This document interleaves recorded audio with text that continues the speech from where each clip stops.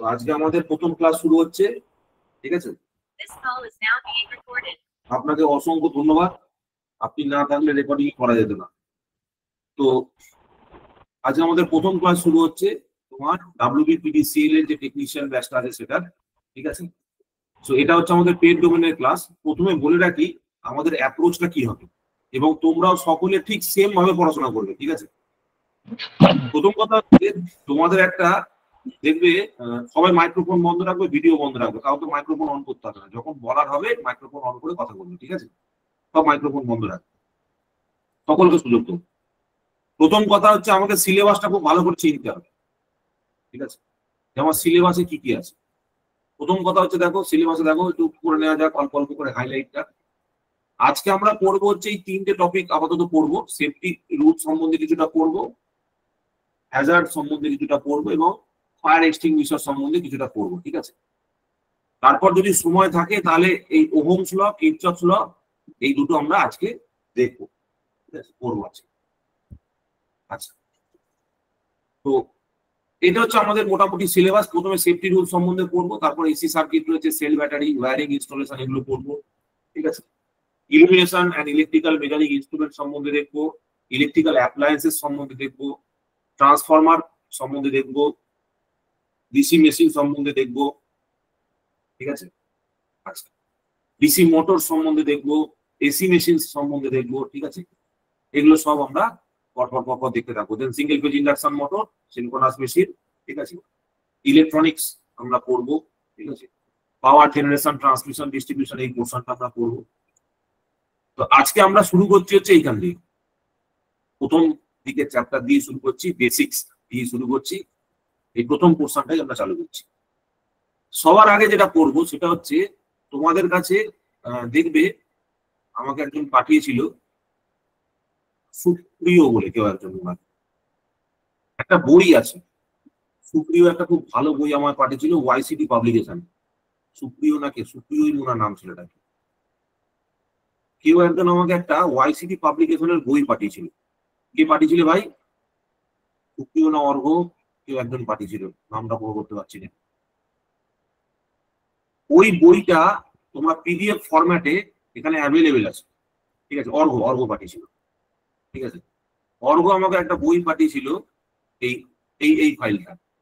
এই ফাইলটা আমি তোমাদের গ্রুপে পোস্ট করে দিচ্ছি, ঠিক আছে? এই বইটাতে তোমার ওই আইটিআই লেভেলে যাবতীয় গভর্নমেন্ট জবের যে এক্সাম আছে, সেই গভর্নমেন্ট জবের এক্সামের কোশ্চেন গুলো অ্যাভেলেবেল আছে, ঠিক আছে?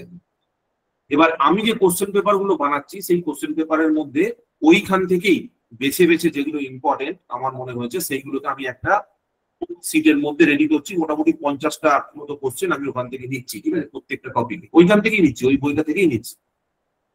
আর কিছু কোশ্চেন আমি এক্সট্রা অ্যাড করবো, যেগুলো আমি আরো কোশ্চেন পেপার থেকে দেখছি, বিভিন্ন জায়গা থেকে কালেকশন করছি, সেইগুলো আমি অ্যাড করবো। আমাদের অ্যাপ্রোচটা কিরকম হবে দেখো, গভর্নমেন্ট জব ক্র্যাক করার জন্য সবার ফার্স্টে আমাদের বুঝতে হবে আমরা কোশ্চেন পেপার থেকে বইয়ের দিকে যাব, ঠিক আছে? মানে কোশ্চেনে কিরকম আসছে সেই দেখে যে টপিক গুলো আমরা বুঝি না সেইগুলোকে থিওরিটিক্যাল পার্টটাকে পড়বো। আমরা জেনারেলি কিরকম ভাবে পড়ে আসি, জেনারেলি বই পড়ি, বই পড়ে কোশ্চেন অ্যান্সার করার চেষ্টা করি, আর সেটা করবো না, ঠিক আছে? ওটাতে হয়তো আইটিআই, ডিপ্লোমা, গভর্নমেন্ট তোমার মাধ্যমিক, উচ্চ মাধ্যমিক পাস করা যায়, বাট সরকারি চাকরি পাওয়া যায় না।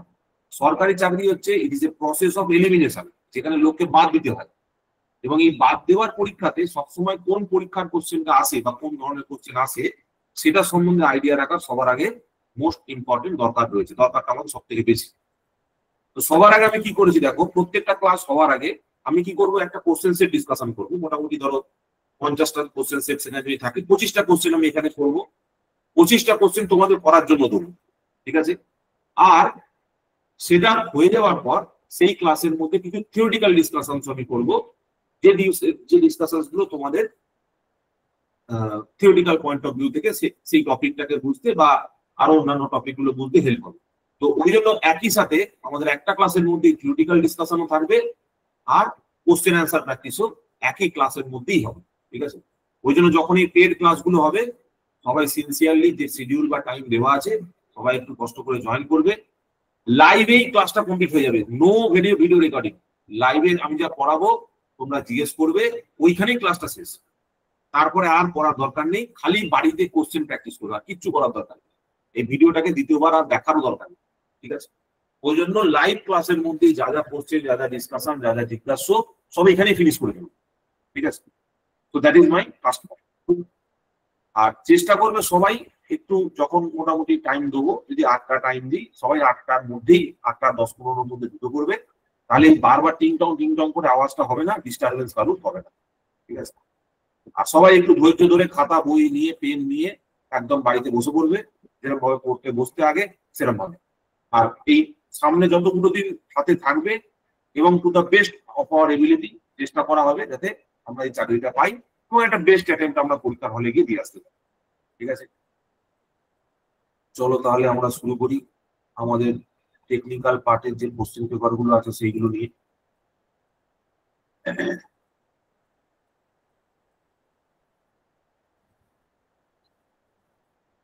প্রথমে আজকে আমরা করবো হচ্ছে অকুপেশনাল সেফটি এন্ড হেলথের উপর একটা কোশ্চেন সেট আছে, এখানে মোটামুটি 50টা কোশ্চেন পেপার আছে, ঠিক আছে? এটা হচ্ছে ফার্স্ট কোশ্চেন সেট আমরা করবো, করা হয়ে গেলে 25টা মতো করা হয়ে গেলে দিয়ে দেবো। আর একটা সেট তোমাদের দিয়ে দেবো safety practice and hand tools এর জন্য, তোমরা প্র্যাকটিস করে রাখবে, কালকের ক্লাসে অথবা তার পরের ক্লাসে এটা আমরা করাবো, ঠিক আছে? এটা আগে থেকে তোমাদের দেওয়া থাকবে, তোমরা ট্রাই করবে, ঠিক আছে?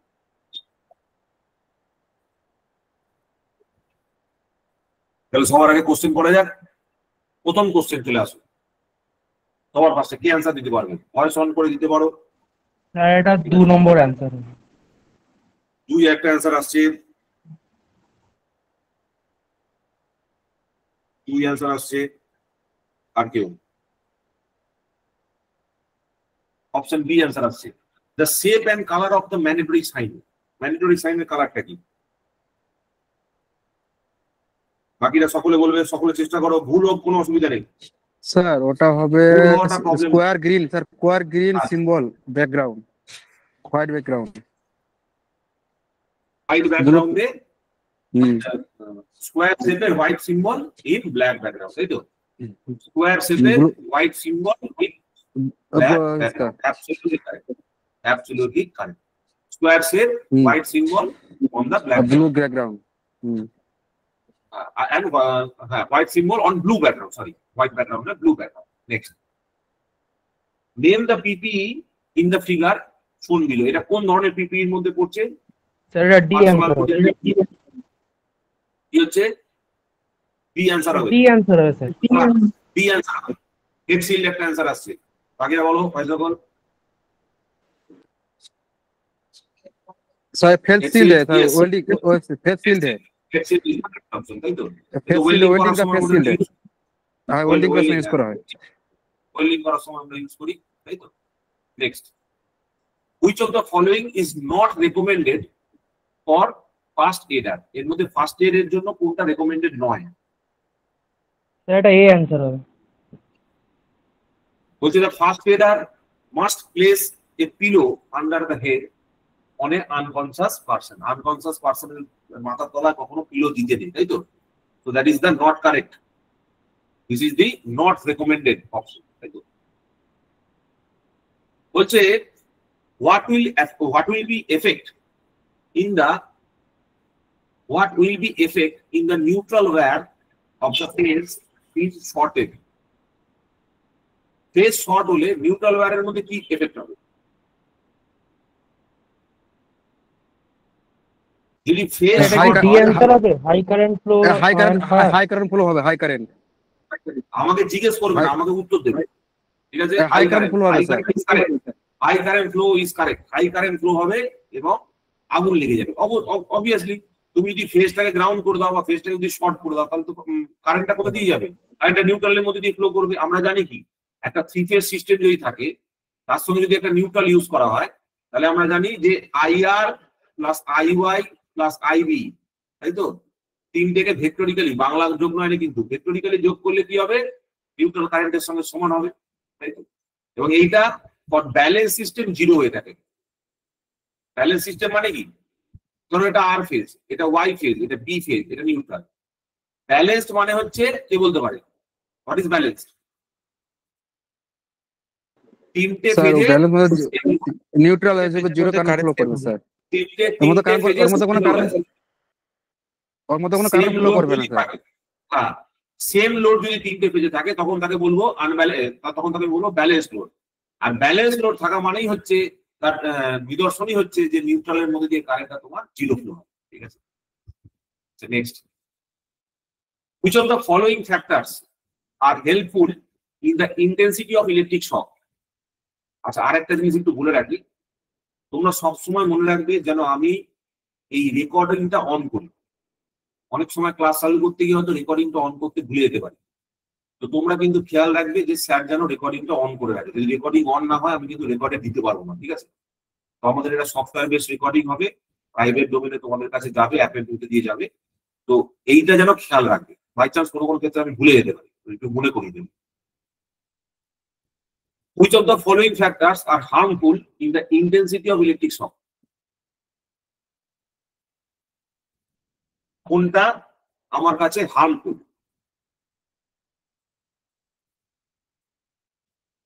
এখানে তো সবকটাই তো হার্মফুল মনে হচ্ছে।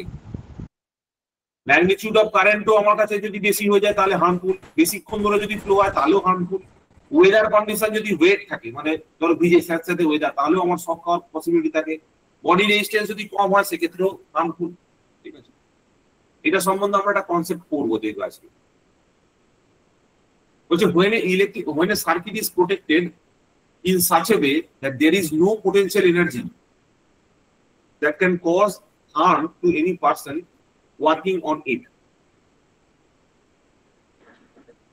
এটাকে কি বলবো?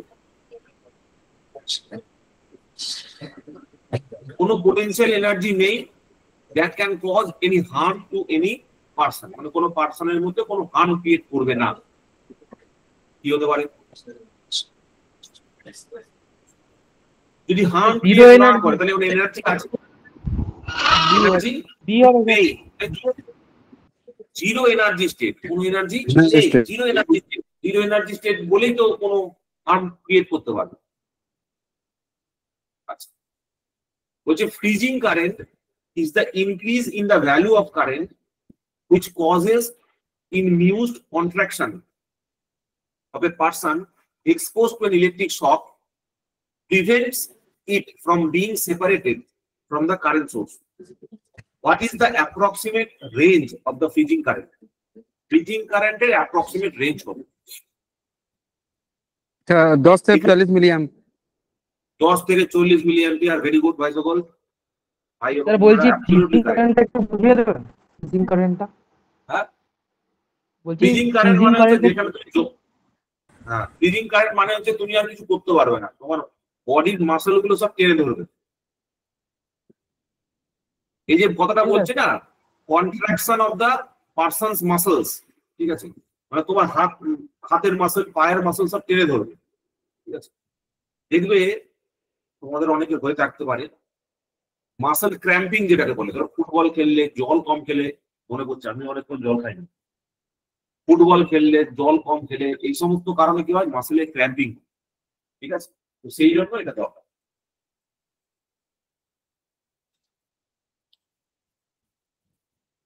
এই সংক্রান্ত একটা থিওরি দেখো, এই সংক্রান্ত এই থিওরিটা দেখো। বলছে দেখো কি লিখেছে, এসি কারেন্ট যদি 1 থেকে 8 মিলিঅ্যাম্পিয়ারের মধ্যে হয়, দে আর জাস্ট বিয়ারেবল, মানে খানিকটা বেয়ার করতে পারবো। Mild sensation but not painful, painful হবে না। স্যার লেটস গো কারেন্ট বলে না 8 স্যার? থেকে 15 hello sir, let go current. Yes, let go current বলে, let go current, let go current. আমি আগের দিন তোমাদের ক্লাসে পড়াচ্ছিলাম, একটা নোটে দিয়েছিলাম না লেট গো কারেন্টের ব্যাপারটা? হ্যাঁ দিয়েছিলেন স্যার, দিয়েছিলেন। আমি হ্যাঁ, ওটা খেয়াল রাখবে কিন্তু। হ্যাঁ, 8 থেকে 15 মিলিঅ্যাম্পিয়ারের জন্য gives painful shock but muscle still under control. Muscle painful shock হলেও মাসলটা কন্ট্রোলের মধ্যে থাকছে। People are able to get rid of the electric grip. 15 থেকে 20 মিলিঅ্যাম্পিয়ার কি বলছে, অ্যাফেক্টস দ্য মাসল কন্ট্রোল, মানে এখানে মাসল কন্ট্রোল শুরু হয়ে গেছে, এবার মাসল আর কন্ট্রোল করা যাচ্ছে না। Some people will not be able to detach, মানে আলাদা করতে পারবে না themselves from the electric grid, electric grid থেকে আলাদা করতে পারবে না নিজেকে। ঠিক আছে, আর 20 মিলিঅ্যাম্পিয়ার থেকে যদি 50 মিলিঅ্যাম্পিয়ার হয়, if the current passes through the chest, ঠিক আছে, it may stop breathing due to muscle contraction. মানে তোমাকে তোমার রেশন কার্ডটা জমা দিতে হবে, বুঝতে পারলে? কি করতে হবে? রেশন কার্ড জমা দিতে হবে। যদি 20 থেকে 50 মিলি অ্যাম্পিয়ার কারেন্ট যদি ফ্লো হয়ে যায় তাহলে डेथ हो जाएगा सर, डेथ हो जाएगा। ডেথ হয়ে যায়গা। ওইটাই ওই মাসেল রেশন কার্ড জমা দেওয়া মানেই তাই ডেথ, বুঝতে পেরেছো? আচ্ছা, এবার তোমাদের একটা জিনিস দেখাই, সেটা হচ্ছে ওই ক্যালকুলেশনের যে শীটটা তোমাদের কোন একটা ক্লাসে করালাম বলতো, ওই ডেটাটা লেট গো কারেন্ট থেকে শুরু করে সবকিছু। এক মিনিট, পাওয়ার সিস্টেম सर 1 से 9 एम्पियर 9 मिली एम्प तक लेट को करें ना सर? হ্যাঁ 1 to ওইটাই 9 আমি দেখছি, ওটাই আমি দেখছি। और 1 to 6 फीमेल के लिए 1 to 6 এক্স্যাক্টলি ওইটাই আমি দেখছি। তোমার ওইটা হচ্ছে ট্রান্সমিশনে ইউজি কেবিলে করেছিলাম, ওভারেড ট্রান্সমিশন লাইন স্টেবিলিটি ডিস্ট্রিবিউশনে নেই। এক minute, fault current power system operation কন্ট্রোলে নেই, ঠিক আছে। তাহলে সুইচ গিয়ার প্রোটেকশনে আর্থিং সংক্রান্ত কিছু পড়িয়েছিলাম।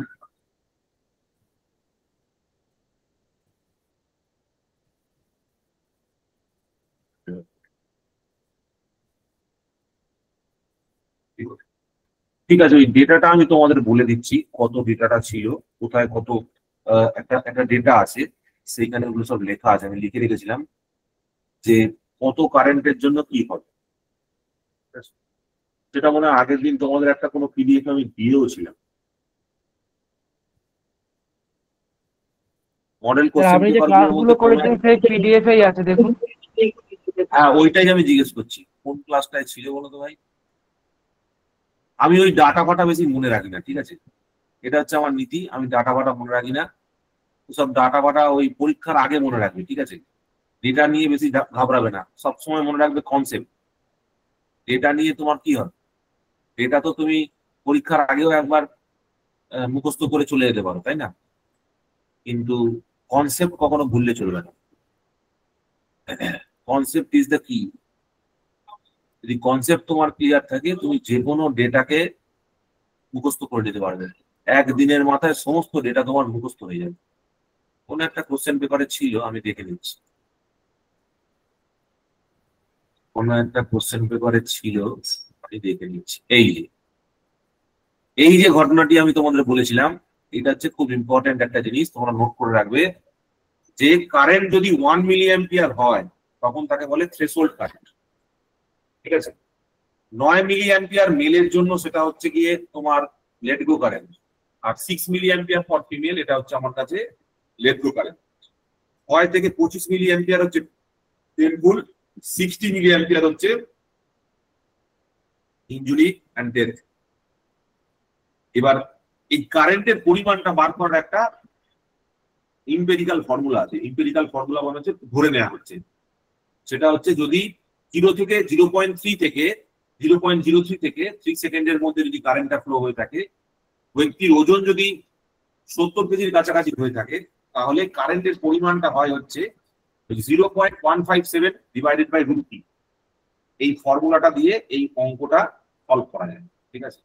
তো এই জিনিসটা তোমাদের ক্লাসে আমি করিয়েছি, তোমরা একটু নোট করে রাখবে এই পোর্শনটা, ঠিক আছে।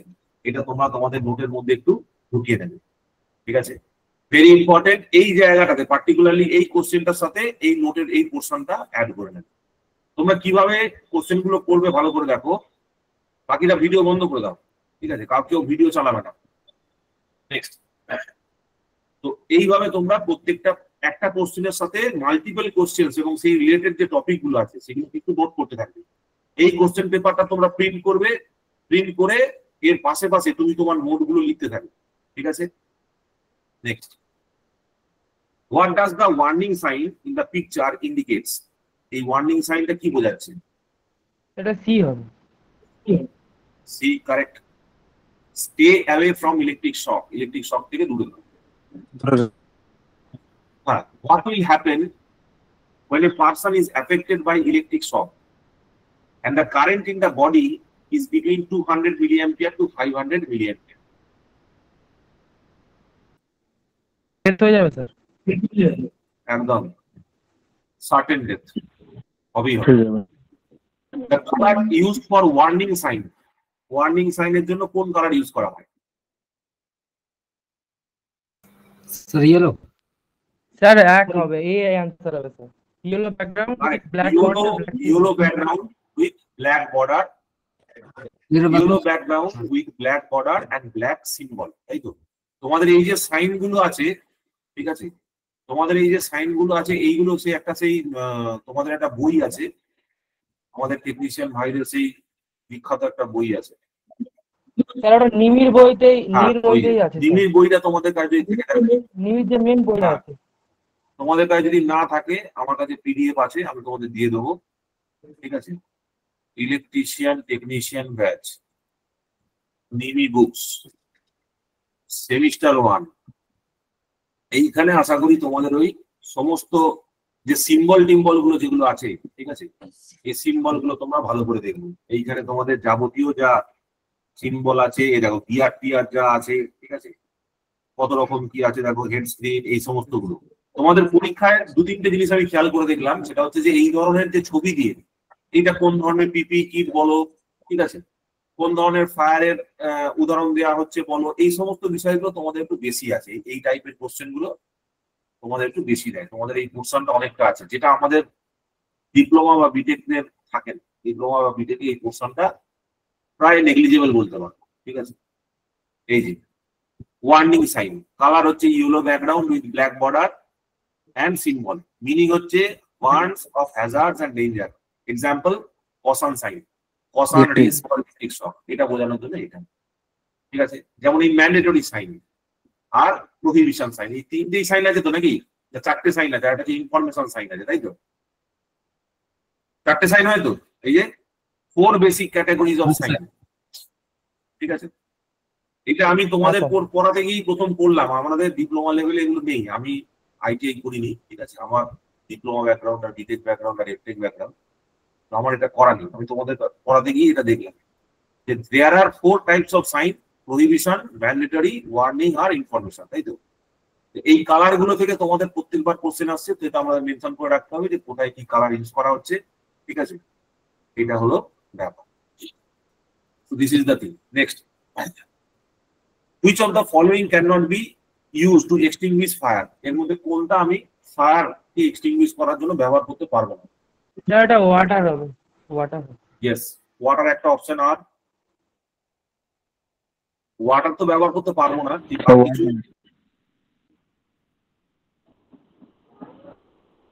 ফোমটাও তো ইউজ করা যাবে না, কারণ ইলেকট্রিক্যাল ফায়ার বোঝানোর জন্য হ্যালোজেন পাইপ আর CO2 ব্যবহার করা হয়। Correct correct correct. তার মানে ফোম আর ওয়াটার এই দুটোকেই আমি ব্যবহার করতে পারবো না, ঠিক আছে। So option A and B only, এই দুটো আমরা ব্যবহার করতে পারবো না।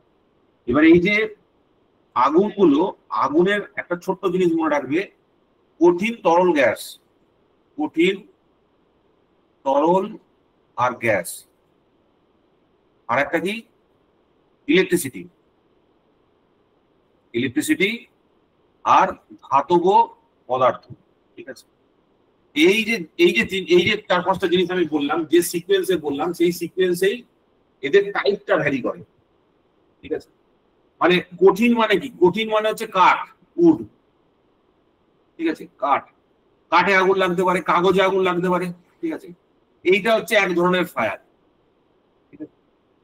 কাঠের থেকে তো আমরা মানে ওয়াটার দিয়ে নেব, কাঠ থেকে যে আগুনটা থেকে যেটা তরল আর গ্যাস যেটা, সেটা একটা ইয়ের মধ্যে পড়ে। যেমন তোমার ধরো আমাদের গ্যাসের মধ্যে পড়ে এলপিজি, লিকুইফাইড পেট্রোলিয়াম গ্যাস, আর পেট্রোল করছে আমাদের তরলের মধ্যে, কেরোসিন করছে তরলের মধ্যে।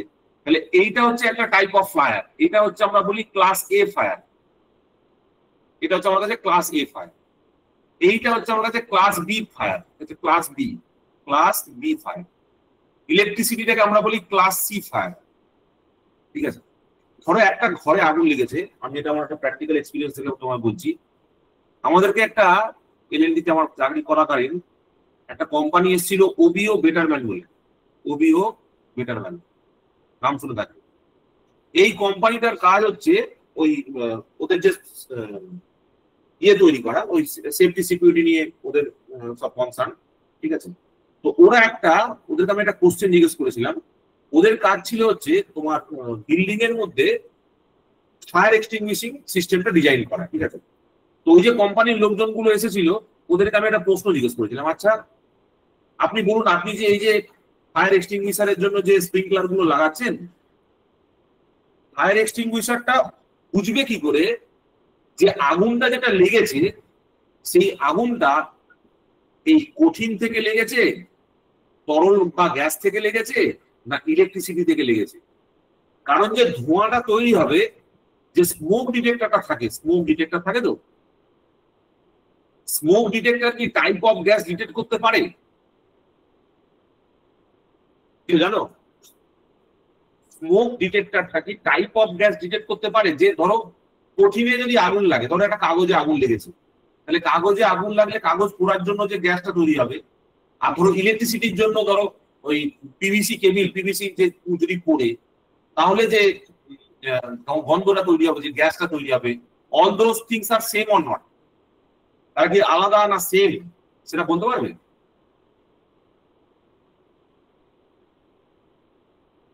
কি বললাম বুঝতে পারলেন?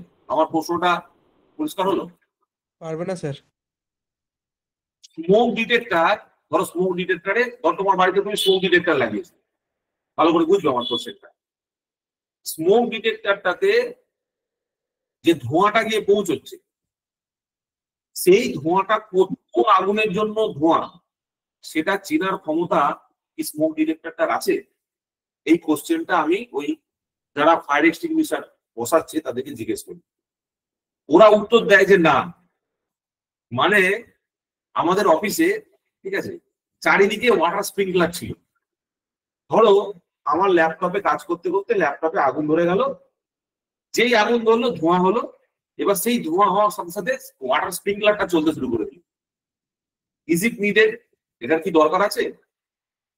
ভালো করে বুঝবে কি বলছি।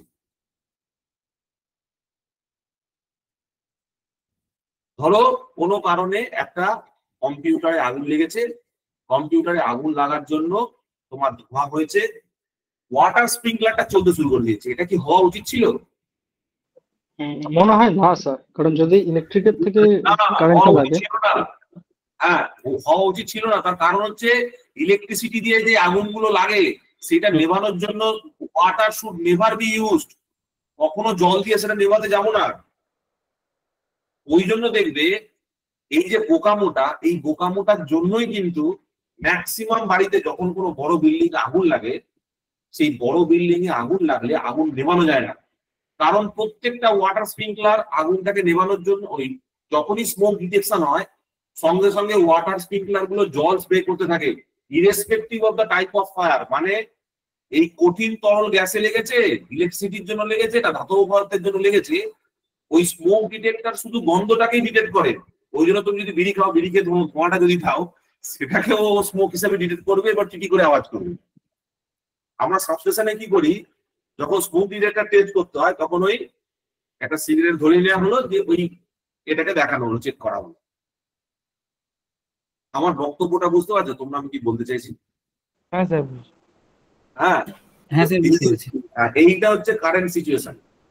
ওই জন্য দেখবে যখন কোনো জায়গায় আগুন লাগে, আগুন নিভতে যায় না, কারণ ভেতরের ওয়াটার স্প্রিংকলার গুলো অন হয়ে যায়। ওয়াটার স্প্রিংকলার যখন অন হয়ে যায়, তখন ওখান থেকে প্রচুর পরিমাণ জল ওই আগুনের উপর পড়ছে। এবার জল যখন আগুনের উপর পড়বে, তখন এক হায়ার টেম্পারেচার জলটা বাষ্পীভূত হয়ে গিয়ে ওখান থেকে অক্সিজেন রিলিজ করবে। এবার জল যখন অক্সিজেন রিলিজ করবে, তখন ওইখানকার আগুনটা বার্নিং করার জন্য আরো বেশি কি বলবো এক্সাইটেশন পাবে। ওই জন্য আরো জোরে আগুন জ্বলতে শুরু করবে। জল যখন গরমের মধ্যে পড়ে, তখন সেটা ফুটে বাষ্প হয়ে যায়। এবার বাষ্প যখন হবে, তার মধ্যে অক্সিজেন থাকবে, ঠিক আছে। তো সেই অক্সিজেনটা, রিলিজড অক্সিজেনটা কি করবে, ওই আগুনটাকে বাড়িয়ে দেবে। তো এই জন্য এই প্রবলেমটা খুব সিগনিফিকেন্ট, যে ইলেকট্রিসিটির যে ফায়ার স্প্রিংকলার গুলো থাকে, সেখানে কিন্তু কোনো type of gas detection system থাকে না। আমি এটা একদম মানে যারা ওয়াটার স্প্রিংকলার সিস্টেম ডিজাইন করে তাদেরকে আমি এই কোশ্চেনটা জিজ্ঞেস করেছিলাম, তারা পর্যন্ত বলেছে যে না স্যার, এখানে কোনো আমাদের ওই সিস্টেম নেই যে যেখান থেকে আমি বুঝতে পারবো যে কোথায় আগুন লেগেছে, কঠিনে আগুন লেগেছে না তরলে আগুন লেগেছে না গ্যাসে আগুন লেগেছে। ঠিক আছে, তো কারণ হচ্ছে কি, এই টাইপের অনুযায়ী আলাদা আলাদা এক্সটিংগুইশার আছে। ক্লাস এ টাইপ ফায়ারের জন্য আলাদা এক্সটিংগুইশার, তুমি সেখানে জল দিতে পারো, যদি কাঠে জল লাগে তাহলে জল দিতে পারো। ঠিক আছে, কিন্তু ইলেকট্রিসিটি বা ধাতব পদার্থ এই সমস্ত জায়গায় তুমি জল ব্যবহার করতে পারবে না। ঠিক আছে, তরল বা গ্যাস এখানে তুমি জল ব্যবহার করতে পারবে না।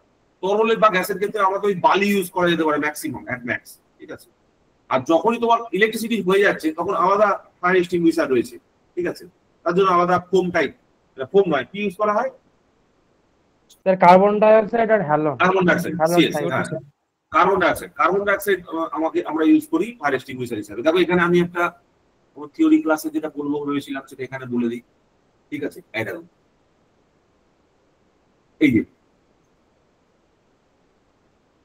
এই যে কঠিন। ঠিক আছে, কঠিন হচ্ছে ক্লাসে cloth, wood, rubber, paper, plastic, সব কঠিন পদার্থ। তরল এবং গ্যাস ক্লাস বি, এই তোমাদের বললাম। ইলেকট্রিক ফায়ার এইটা হচ্ছে তোমার ক্লাস সি এর মধ্যে পড়ে, কম্বাস্টিবল মেটাল, ধাতব পদার্থ। আর কিচেন ফায়ার, আগুন যদি কিচেনে লাগে তখন সেটা হয়ে যাচ্ছে ক্লাস কে। এবার এখানে দেখো ওর সব টাইপ গুলো সম্বন্ধে ডিটেলসে লেখা আছে। এবার নিবো কি করে, নেভানোর জন্য দেখো এইগুলো সব লেখা রয়েছে, dry powder, water extinguisher, foam extinguisher, soda acid extinguisher, CTC extinguisher, এগুলো সব আমরা ইউজ করে থাকি। ঠিক আছে, তো this R some of the এক্সটিংগুইশারস। তো এই হলো ব্যাপার।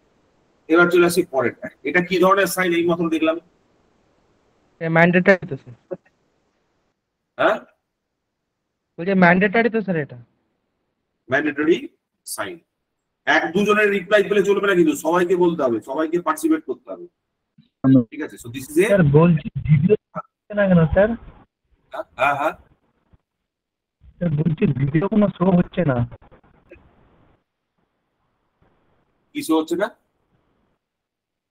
বলছি ভিডিও স্যার কোনো শো হচ্ছে না, শুধু মানে সাউন্ড আসছে, কোনো ভিডিও মানে দেখতে পাচ্ছি না আর কি। ভিডিও দেখতে পাচ্ছ না? তুমি একটা কাজ করো, তুমি স্ক্রিন গুলো চেঞ্জ করতে থাকো। দেখো একটা স্ক্রিনে আমার এই ডিসপ্লেটা আসছে।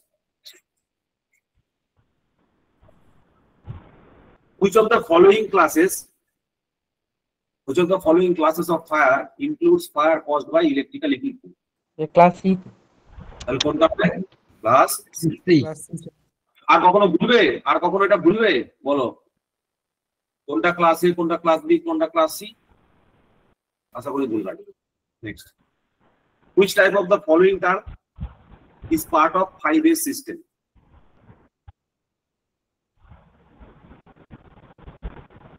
ফাইভ এস কি পাঁচখানা সেফটি টার্ম নাকি? হ্যাঁ স্যার, ফায়ার এক্সটিংগুইশার চালানোর সিস্টেম। হ্যাঁ, কি কি নাম আছে পাঁচখানা এস? কি কি আছে কার জানা আছে? What are the 5 SS? যেটা পাস বলে ওটাই তো, ফুল, এম, সুইচ। হ্যাঁ, বলো বলো বলো। 5S, 5S মানে হচ্ছে পাঁচখানা এস থাকবে অ্যাসোসিয়েটেড উইথ দিস থিং। তোমাদের সেফটি রিলেটেড কিছু ব্যাপার আছে, সেফটির সঙ্গে জড়িত 5S। কি বলে?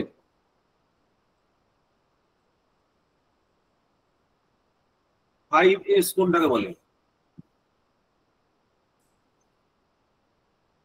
তার মনে আছিস? What are the 5 SS? PP number দেখো, পিপি নাম্বার অনুযায়ী আলাদা আলাদা আছে। 5S কি কি? 5SS কারো জানা নেই? 5S সিস্টেমে 5S টা কি? এই দেখো 5S, একটা হচ্ছে সর্টিং আউট অথবা সেরি। ঠিক আছে, প্রথমে শর্ট করতে হবে। ফার্স্ট স্টেপ হচ্ছে শর্ট। শর্ট থেকে আসছে হচ্ছে স্ট্রেনদেন, স্ট্রেনদেন থেকে আসছে হচ্ছে সাইন, সাইন থেকে আসছে হচ্ছে স্ট্যান্ডার্ডাইজ। ঠিক আছে, স্ট্যান্ডার্ডাইজ থেকে আসছে হচ্ছে তোমার সেলফ ডিসিপ্লিন। ঠিক আছে, এইগুলো মনে হয় জাপানি techniques, this are all Japanese techniques. ঠিক আছে, তাহলে কি কি হলো? Sort, straighten, shine, standardize and sustain. বলো কি কি হলো? প্রথম হচ্ছে এই তো লেখাই আছে, সর্ট, সাইন, সাস্টেন, স্ট্রেনথেন, STRENGTHEN, স্ট্রেনথেন। আর একটা কি ছিল? Standardisation. Standardisation, correct, standardisation, standardisation. So these are the 5 S's of the system. Which of the following is incorrect about water extinguisher? Full কোনটা? Incorrect কোনটা water extinguisher সম্বন্ধে?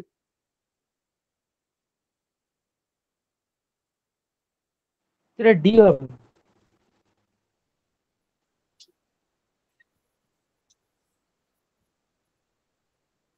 ইনকারেক্ট বলেছে। Class A type ফায়ারে use করা যাবে তো water extinguisher? ব্যবহার করা যাবে। হ্যাঁ, should not be used in class B, class C, that is also true. Extinguishes fire by taking heat element of the fire triangle, correct. So option B is the answer, কারণ এখানে ইনকারেক্টটা বার করতে বলেছে। Statement গুলো ভালো করে পড়বে তোমরা, সব সময় জানবে কোশ্চেনটা যখন পড়বে সেই কোশ্চেনটা যেন ভালো করে পড়ি আমরা, ঠিক আছে? স্কিন কখন পুড়ে যাবে গো? 50 মিলি অ্যাম্পিয়ারে না, 200 মিলি অ্যাম্পিয়ারে স্ক্রিন পুড়ে যাবে, বেশি কারেন্ট লাগবে না স্ক্রিন জ্বলতে গেলে। Which of the following is the cause of sparking in electric appliances? Sparking কেন হয়? Loose connection, correct, loose connection. আর এই loose connection কেন তৈরি হতে পারে? What are the reasons?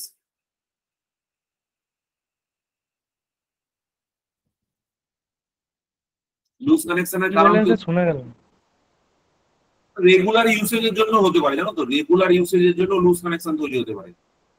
যেমন আমার যে ডিসপ্লেটা আছে আগের দিন হঠাৎ করে এই ডিসপ্লেটা চলা বন্ধ করে দিয়েছে। এবার আমি ভাবছি যে কি হলো, টিক টিক টিক করে আওয়াজ করছে। তারপর দেখলাম এই যে পাওয়ার কর্ডটা আছে, পাওয়ার কর্ডটা নিচের দিকে নেমে গেছে, ঠিক আছে? মানে অনেক সময় লুজ কানেকশন এরকম হতে পারে যে তোমার মানে রেগুলার ইউসেজ বা মানে নর্মাল ইউসেজের জন্য অনেক সময় লুজ কানেকশন হতে পারে। সবসময় যে কোনো ফল্টের জন্যই হবে তা নয় কিন্তু। তারপরেরটা, after an electric shock, in which of the following methods of artificial respiration the affected person is made to lie on the ground, keeping the chest downwards?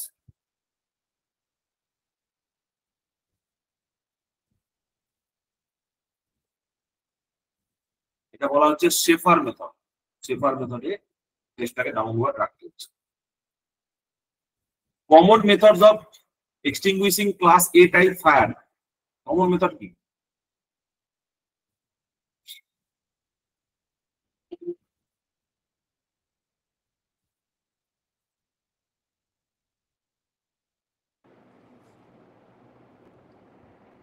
Dry powder. Dry powder একটা answer আসছে। Class এর জন্য foam type use করলেই হবে, ঠিক আছে? ওই সব তো আচ্ছা, এইখানে দেখো, এখানে একটা আমি তোমাকে চার্ট দেখাই। তোমাদের এই যে চার্টটা আছে, এই চার্টটা খেয়াল করবে, এই চার্টটা তোমরা খেয়াল করবে। তোমাদের এই বইটা খুব সুন্দর বই, আমাদের ডিপ্লোমা লেভেলে বা বিটেক লেভেলে এত সুন্দর বই নেই যেখানে এত সুন্দর সব জিনিস ডায়াগ্রাম এর ফর্মে দেওয়া আছে, এরকম খুব কম জায়গাতেই আছে। এই যে কার্বন ডাই অক্সাইড কোথায় ব্যবহার করা হচ্ছে, কোথায় না হচ্ছে, এগুলো সব এখানে মার্কিং করা আছে, ঠিক আছে? কোথায় কি রয়েছে একটা জায়গা দেখলাম মার্কিং করা ছিল, এই যে water, foam, fire bucket, powder, carbon dioxide আর সিটিসি। ওয়াটার এক্সটিংগুইশার্স এর মধ্যে কত রকম এক্সটিংগুইশার আছে, ফোম এক্সটিংগুইশার এর মধ্যে কত রকম আছে, প্রচুর ডিটেলস এগুলো দেওয়া আছে তোমার। ভেরি গুড, খুব সুন্দর বইটা লেখা আছে।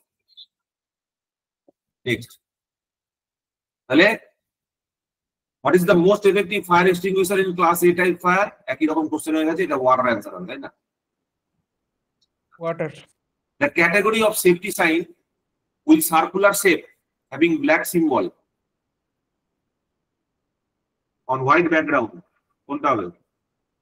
প্রভিশনাল, এটা ডি হবে, ডি। Prohibition sign.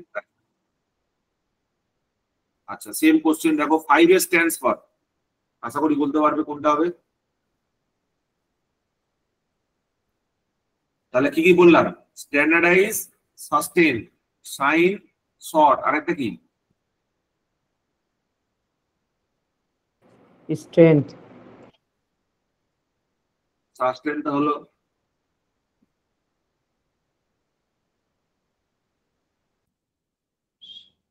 এখানে একটা এক্সট্রা আছে, নেই তো একটা। হ্যাঁ এ হবে তো, স্ট্রেংথ হবে তো একটা। স্যার এ হবে, স্ট্রেংথটা নেই। স্ট্রেংথ হবে, স্ট্রেংথ কোথায় আছে?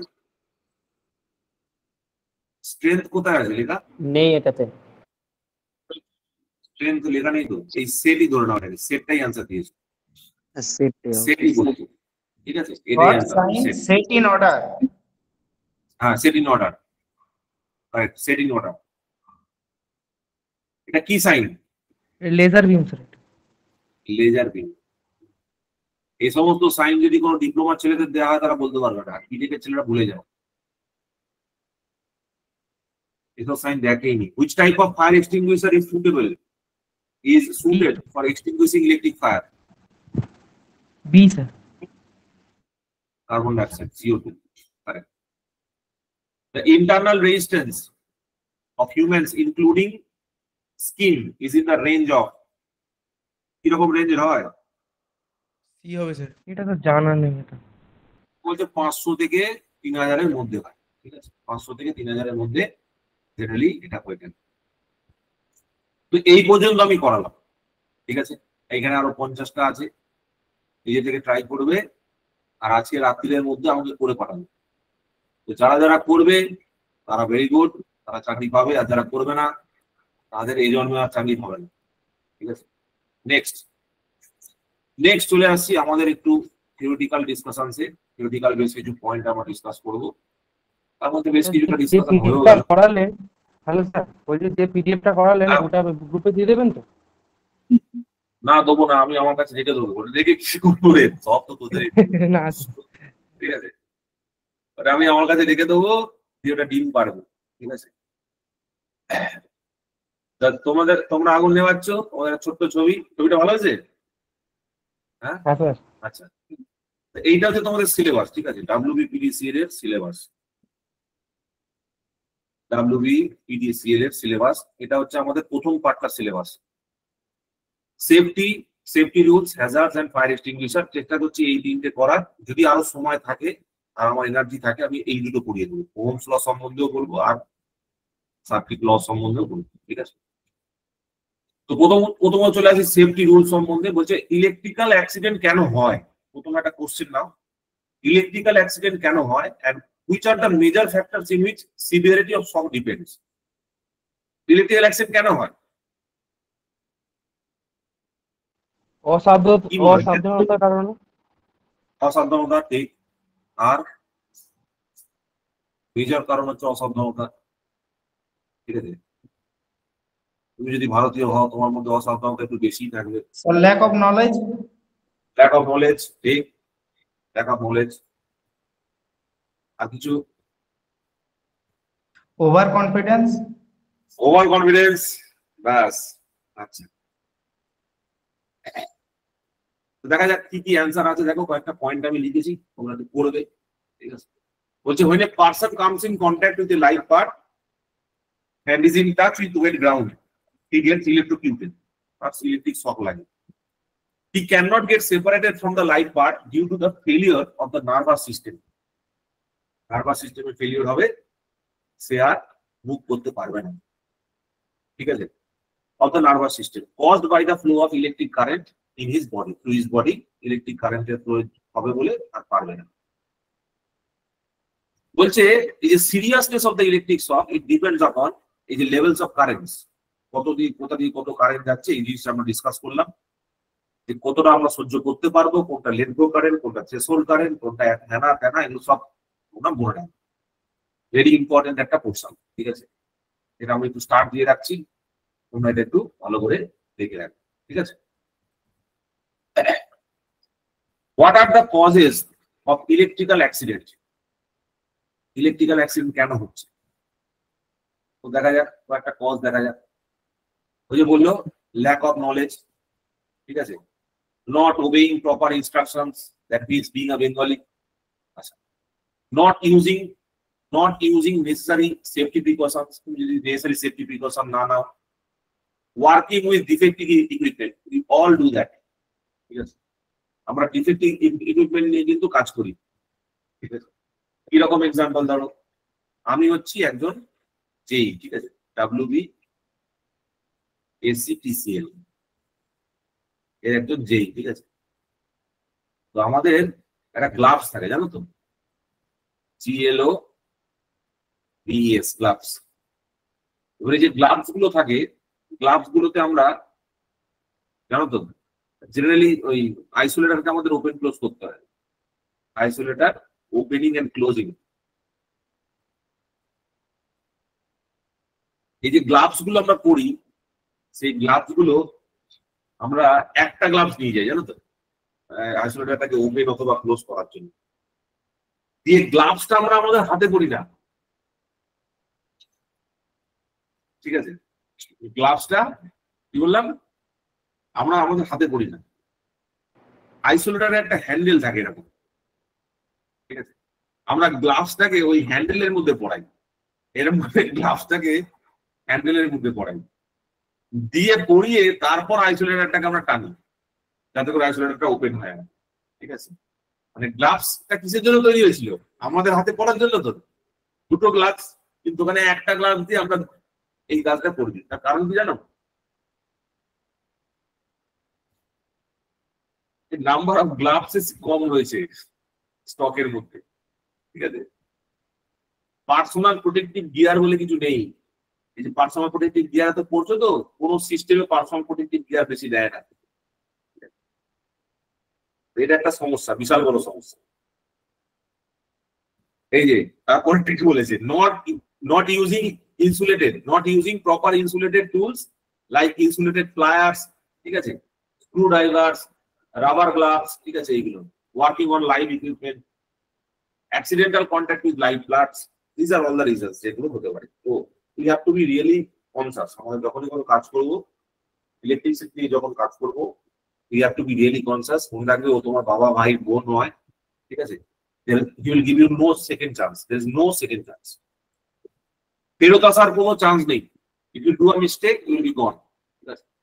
এইটা আমাদের কিন্তু মনে রাখতে হবে যে electricity is not our father, mother, brother, তাই বলো কেউ আমার আপন লোক নয়, কোনো সুযোগ তোমার সে দেবে না।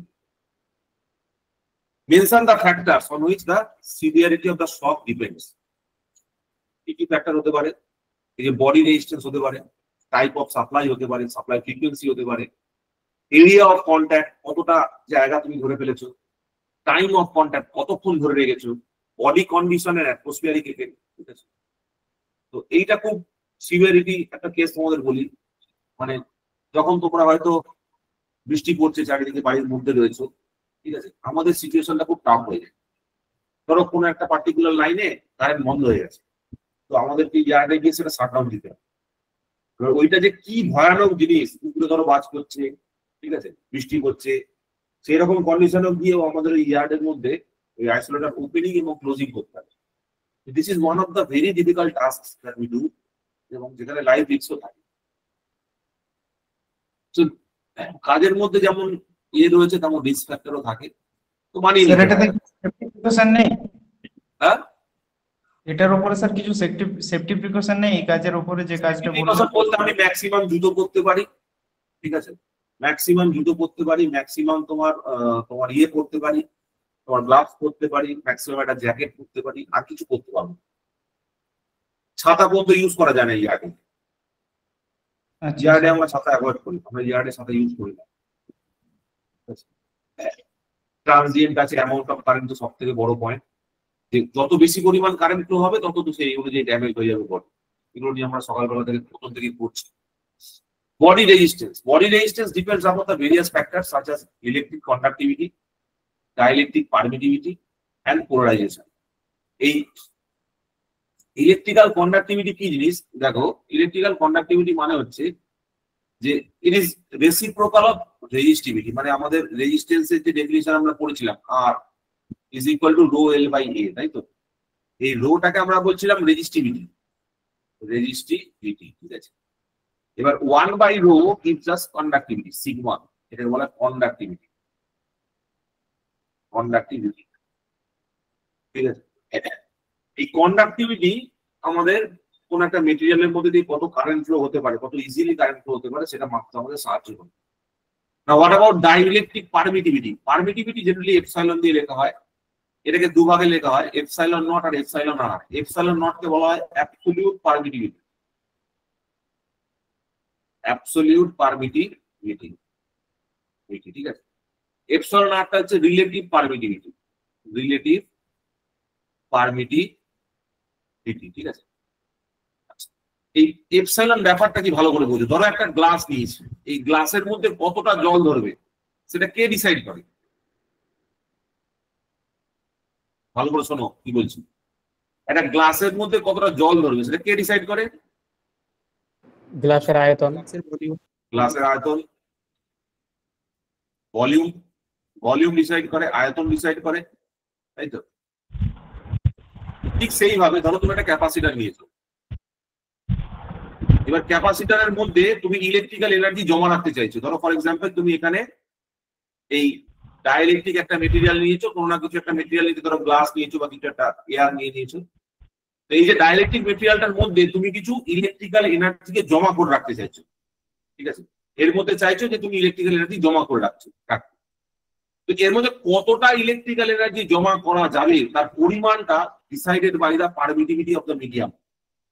মানে এখানে ধরো আমি গ্লাস আমি ইউজ করছি বা কাঠ আমি ইউজ করছি, সেই কাঠের পারমিটিভিটি কত হবে সেটাই ডিসাইড করবে ওর মধ্যে কতটা ইলেকট্রিক্যাল এনার্জি আমি ধরে রাখতে পারবো।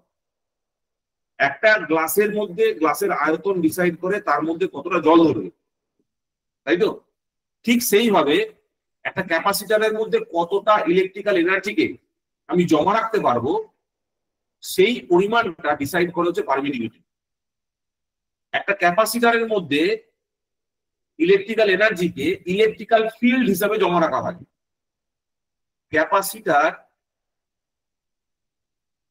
স্টোরস ইলেকট্রিক্যাল এনার্জি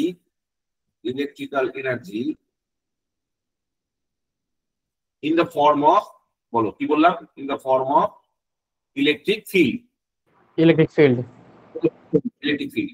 ইলেকট্রিক্যাল এনার্জিকে ইলেকট্রিক ফিল্ড হিসেবে স্টোর করে রাখে ক্যাপাসিটর, ঠিক আছে। এবার কতটা ইলেকট্রিক্যাল এনার্জি জমা করে রাখতে পারবো, কত জুল ইলেকট্রিক্যাল এনার্জি আমি জমা করে রাখতে পারবো, সেইটা ডিপেন্ড করবে মেটেরিয়ালের পারমিটিভিটির উপর। ওখানে যে মাঝখানে যে ডাইইলেকট্রিকটা ইউজ করা হয়েছে তার পারমিটিভিটির উপর। The amount of electrical energy,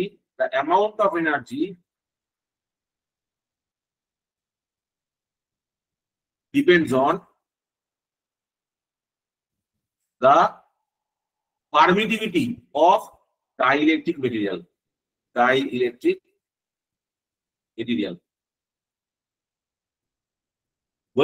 বলতে পারলাম পারমিটিভিটি কি জিনিস? দেখো, হোয়াট ইজ পারমিটিভিটি বুঝতে পারলেন? বলো ভাই সবাই। হ্যালো, আরেকবার বলুন। আরেকবার বলবো। একটা গ্লাসের মধ্যে জল কতটা ধরবে সেটা ডিসাইড করে হচ্ছে আয়তন।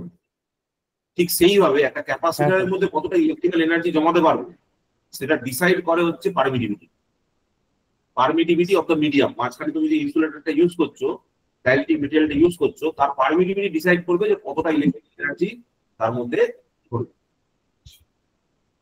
নেক্সট হচ্ছে পোলারাইজেশন। পোলারাইজেশন কি জিনিস কে বলতে পারে? পোলারাইজেশন কি জিনিস?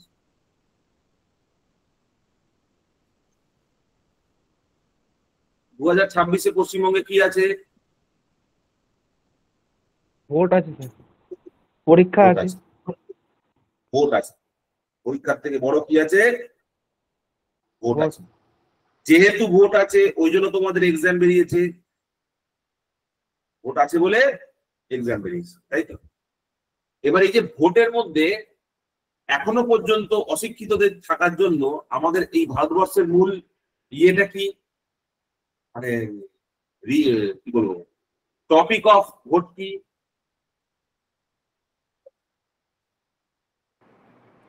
রিজন অফ ভোট কি? হ্যাঁ বলো। টপিক অফ ভোট এখনো পর্যন্ত রিলিজিয়ান, তাই তো, ধর্মের ভাগ, তাই তো, এটাই তো ইউজ করে। এটার মেন মানেটা কি? এই রিলিজিয়ানটা কি অ্যাকচুয়ালি ওরা কি করে? ওরা অ্যাকচুয়ালি একটা পোলারাইজেশন ক্রিয়েট করে। পোলারাইজেশন মানে হচ্ছে একদল লোককে একদিকে ঠেলে দেয়, আরেক দল লোককে আরেক দিকে ঠেলে দেয়। দুটো লোকের মধ্যে একটা ডিফারেন্স ক্রিয়েট করে। এইবার দুজনেই চেষ্টা করে সব থেকে লার্জেস্ট পাইটাকে ক্যাপচার করার। মানে ধরো হিন্দু মুসলিম অথবা খ্রিস্টান এরকম যদি কিছু একটা ভাগ হয়, তাহলে ওরা সেখানে চেষ্টা করে যে সেখানে সংখ্যায় কে বেশি আছে। কেউ হিন্দু ভোট পাওয়ার চেষ্টা করে, কেউ সেই জায়গায় মুসলিম ভোট পাওয়ার চেষ্টা করে। এইভাবে একটা পোলারাইজেশন ক্রিয়েট করে। মানে কমন পাবলিক সেই লোকগুলোই সকালবেলায়, ঠিক আছে, তার জামা কাপড় সেলাই করার জন্য গেল হচ্ছে তার কোনো মুসলিম বন্ধুর বাড়িতে, আর সেই মুসলিম বন্ধুটাই হয়তো রাত্রিবেলা মিষ্টি কেনার জন্য তার দোকান থেকে, ঘোষের দোকান থেকে মিষ্টি কিনে নিয়ে এলো। তাদের মধ্যে কোনো সমস্যা নেই, কিন্তু এই ভোট পারপাসে তাদের মধ্যে একটা দ্বন্দ্ব তৈরি হলো, তাদের মধ্যে একটা পোলারাইজেশন ক্রিয়েট হলো। মানে তারা আলাদা আলাদা হয়ে গেল। এতে করে কি হলো? আলটিমেটলি লাভটা কার হলো? যে পলিটিক্যাল পার্টিগুলো থাকবে তার লাভ হলো। পোলারাইজেশন শব্দটার মানেই হচ্ছে ক্রিয়েটিং ডিফারেন্সেস। পোলারাইজেশন মানেই হচ্ছে ক্রিয়েটিং ডিফারেন্সেস, মানে দুটো সেপারেট পোলস ক্রিয়েট করা, দুটো সেপারেট পাথ ক্রিয়েট করা, দুটো সেপারেট ডাইরেকশন ক্রিয়েট করা, একটা পজিটিভ একটা নেগেটিভ ক্রিয়েট করা। দুটো সেপারেট পাথ বা দুটো সেপারেট ডাইরেকশন ক্রিয়েট করাটাকেই বলা হয় পোলারাইজেশন। এই যে মাঝখানে যে ডাইলেকট্রিক মেটেরিয়াল গুলো রয়েছে, এই ডাইলেকট্রিক মেটেরিয়াল গুলো ছোট ছোট ছোট ছোট ডাইপোল দিয়ে তৈরি হয়। ডাইপোল মানে হচ্ছে এর মাঝখানে এইরকম প্লাস আর মাইনাস চার্জ আছে।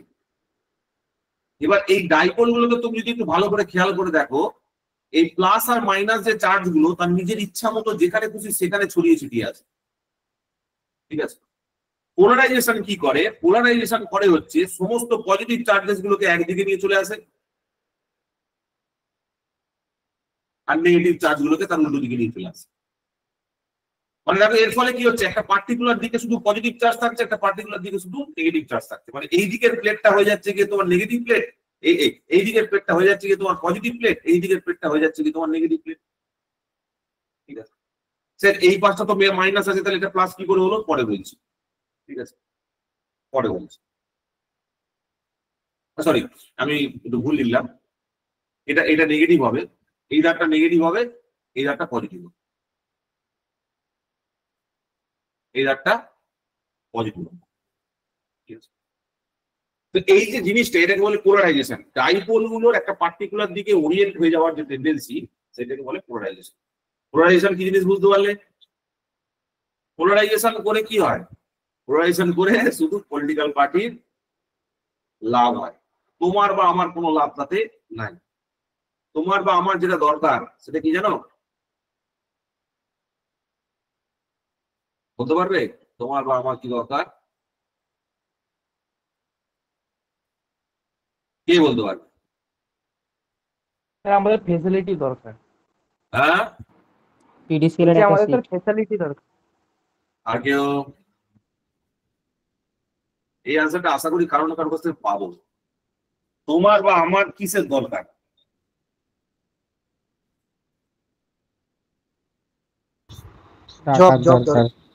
টাকা। কে বললো? অ্যাবসলিউটলি কারেক্ট, রুপিয়া, ঠিক আছে। তুমি কেন কোর্স কিনেছো? চাকরি পাওয়ার আশায়। চাকরি করে কি করবে? টাকা কামাবে। আমি কেন কোর্স তৈরি করেছি? হ্যাঁ, এখানে আমার শখ আছে 1 নম্বর, আর 2 নম্বর টাকা কামানোর ইচ্ছাও আছে, ঠিক আছে। এতে আমার কোনো দ্বিচারিতা নেই, মানে এটা আমি অস্বীকার করিনি। টাকা কামানোর ইচ্ছা আছে বলেই আমি পরিশ্রম করছি, ঠিক আছে। তো all we need is money. আমাদের প্রত্যেকের দরকার হচ্ছে অ্যাকচুয়ালি টাকা। এই টাকাকে আরেক কথায় বলা যেতে পারে resources.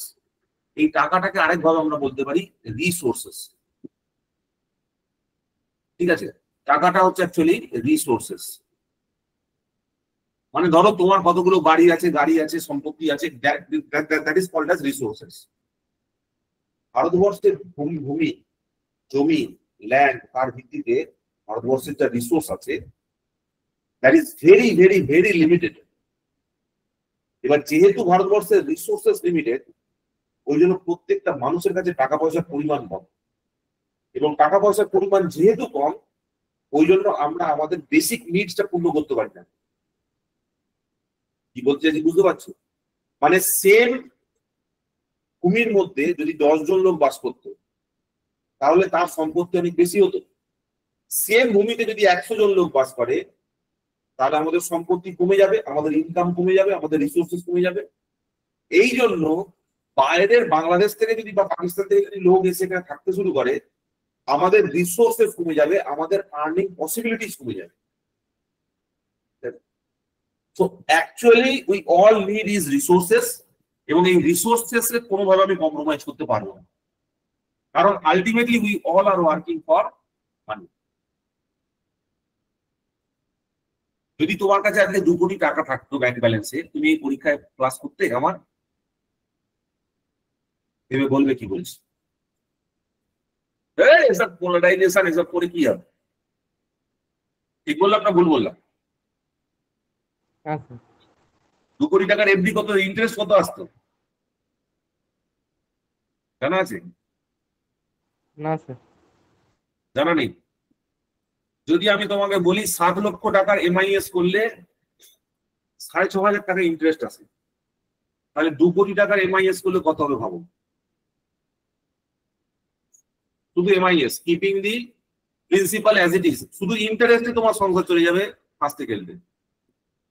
So it is the resources that we genuinely need. ঠিক আছে, আমাদের অ্যাকচুয়ালি দরকার হচ্ছে রিসোর্সেস। ঠিক আছে, সো আমাদের সকলের ফোকাস হওয়া উচিত to increase our earnings, to increase the amount of money that we earn. ঠিক আছে, যদি আমরা আমাদের আর্নিং বাড়াতে পারি তাহলে আমাদের রিসোর্সেস বাড়বে। যদি রিসোর্সেস বাড়ে তাহলে আমাদের যে দৈনন্দিন চাহিদা সেটা মেটাতে পারবো, আমরা হ্যাপি থাকতে পারবো। সাধারণ মানুষকে এই ছোট্ট একটু জিনিস যদি আমরা বোঝাতে পারি, তাহলে মানুষ এই মানে বিভিন্ন যে সমস্যা যেগুলো পলিটিক্যাল পার্টিগুলো ক্রিয়েট করে, তারা তাদের পাওয়ারটা ধরে রাখার জন্য, এবং তারা কত সুন্দরভাবে নিজেদের মধ্যে গল্প গুচ্ছপ করে, প্রচ্ছপ করে। ঠিক আছে, এগুলো দেখলে তখন তারা বুঝতে পারে, তারা তাদের পারপাসটা সলভ করে নেয়, আমরা আমাদের পারপাসটা সলভ করতে পারি না। হয়তো তুমি এখন বাইরে আছো, রাস্তা দিয়ে যাচ্ছ, মানে আমার কথা শুনতে শুনতে যাচ্ছ, দেখবে একটা গর্ত রয়েছে তোমার সামনে, সাবধানে চালাতে হবে। আমাদের এই বাঁশবেড়িয়ার সামনে যে রাস্তাটা, মেন রোডটা, 4 নম্বর রাস্তাটা ভেঙে টুকরো টুকরো হয়ে গেছে, কারণ কোনো যায়ই আসে না। একটা লোকেরও কোনো প্রোটেস্ট নেই, একটা লোকেরও কোনো বাধা নেই। তার কারণ হচ্ছে এই ওয়ার্ডটা হচ্ছে টিএমসি। ঠিক আছে, আর এখানে ম্যাক্সিমাম লোকজন যেহেতু হয় এখানে কাজ করছে, নাহলে বিভিন্ন রকম ভাবে যুক্ত রয়েছে। কোনো পার্টিকে আমি নাম নিতে চাইছি না, মানে এটা অন্য কোনো জায়গা হলেও সেম হতো, যে বিজেপি এরকম সেম করছে না তা নয়, এরকম সেম কন্ডিশন বিজেপি তো তোমার হরিয়ানাতেও আছে এবং বিভিন্ন জায়গাতেও আছে। কোনো পার্টির নাম নিয়ে আমি বলতে চাইছি না, কারণ all of them are same. We all need is just that sense কি আমাদের রিসোর্সেস দরকার। If we have resources we do not need anything. If we have money, we have resources, আমাদের আর কিছু দরকার নেই। এবং সেইটুকু যদি আমাদের গভর্নমেন্ট তো আমাদের প্রোভাইড করবে না, আমাদের নিজেদেরকে নিজেদের প্রোভাইড করতে হবে। সেই জন্য এটা খুব ইম্পর্টেন্ট এবং আর্জেন্ট। যাই হোক, এই ব্যাপারগুলো বললাম, কিছু বেশি বলে ফেললাম না তো? যাই হোক, বেশি বললে আমার কিছু যায় আসে না। Due to these properties, human body resistances is not uniform throughout the body. Lower the body resistance, higher will be the current flow through the body. Hence, the chances of severity of electric shock is more. এবং এর ফলে কি হবে, electric শকের যে সিভিয়ারিটিটা সেটাও কিন্তু বাড়বে। আশা করি বুঝতে পারলে শব্দগুলো কি কি বললাম। Next, types of supply. আমাদের এখানে তো জেনারেলি এসি সাপ্লাই চলছে। হ্যাঁ বলো। বলছি আমাদের বডি রেজিস্ট্যান্স কত এখন, মানে বডি রেজিস্ট্যান্স কত? বডি রেজিস্ট্যান্স হচ্ছে ওই যে খুব একটা বেশি হয় না আমাদের বডি রেজিস্ট্যান্স, ওই 1K এর কাছাকাছি, 500 ওহম টু 1 কিলো, খুব একটা বেশি হয় না। রাফলি ড্রাই কন্ডিশন 1 লাখ হয় না? 1 লাখ হয় না। ড্রাই কন্ডিশনে, ওয়েট কন্ডিশনে তো 1 থেকে 0 থেকে 1K পর্যন্ত হয়। হ্যাঁ, 1 লাখ হয় না, কারণ 1 লাখ যদি হতো তাহলে বাঁচা যেত অনেক কেসে। অনেক কেসে হাজার তুমি ধরে নাও, 1000 ওহম তুমি ধরে রাখো, ঠিক আছে? মানে আমার যেটুকু আইডিয়া, অ্যাকচুয়ালি আমার ভ্যালুটা মনে নেই, বাট 1000 তো তোমার ধরে রাখো, কারণ খুব বেশি নয়। খুব বেশি হলে কি বলতো, খুব বেশি হলে তুমি 60 মিলি অ্যাম্পিয়ারের রেসপেক্টে ক্যালকুলেট করতে পারবে। তুমি 240 যদি ভোল্ট হয় আর 60 যদি মিলি অ্যাম্পিয়ার হয়, তাহলে 60 মিলি অ্যাম্পিয়ার মানে কত? 60 × 10⁻³ তার মানে উপরে চলে গেল কত? 240 / 60 × 10⁻³ তার মানে এটা হচ্ছে 4 কিলো ওহম। 4 কিলো ওহম যদি রেজিস্ট্যান্স হতো আমাদের বডি, তাহলে আমরা বেঁচে যেতাম। লেট গো কারেন্টটা রাফলি কত? 10 মিলি অ্যাম্পিয়ারের কাছাকাছি না? তাহলে 240/10, তাই তো? 10 মিলি অ্যাম্পিয়ার মানে 10 × 10⁻³ তার মানে এটা হয়ে যাচ্ছে 2.4 কিলো। ম্যাক্সিমাম 2.4 কিলো ওহমের কাছাকাছি ভ্যালুটা হতে পারে। কি করে বার করলাম বুঝতে পারলে? ওই যে লেট গো কারেন্টটা তুমি বললে, যেটা আমরা সহ্য করতে পারবো, সেটা তো 10 মিলি অ্যাম্পিয়ারের কাছাকাছি, তাই না? 9 বা 10 মিলি অ্যাম্পিয়ার যেটা আমরা বললাম। আর ভালো ভাষা করুন, এই যে এটা যদি রাফলি আমি 10 মিলি অ্যাম্পিয়ারও ধরে নিই, ঠিক আছে, এর অ্যাভারেজ, যে painful shock but muscle still remains intact, ঠিক আছে? তাহলে ওই এটা যদি 8 মিলি অ্যাম্পিয়ার ধরো, দেখো 8 মিলি অ্যাম্পিয়ার ধরলে 1000-এর কাছাকাছি চলে আসবে। যদি তুমি 8 মিলি অ্যাম্পিয়ার ধরো, দেখো 240/8 মিলি অ্যাম্পিয়ার মানে 30, তাই তো? 30 মানে আরো কত হলো নাম্বারটা? বেড়ে গেল তো, 6 4 6 24, 8 মিলি অ্যাম্পিয়ার। হ্যাঁ, 8 মিলি অ্যাম্পিয়ার মানে হচ্ছে তোমার 24 30,